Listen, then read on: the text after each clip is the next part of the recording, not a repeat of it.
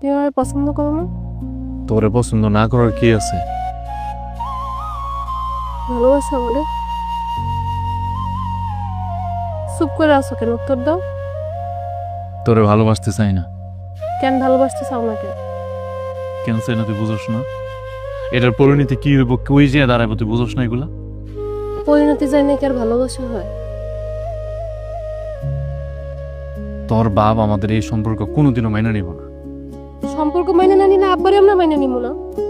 কি কইতেছস তুই? ঠিকই কইতাছি। তুমি ভালো করেই জানো আমি এক কথার মানুষ। আব্বার সব কথা মাইনে নেওয়ার মানুষ আমি না।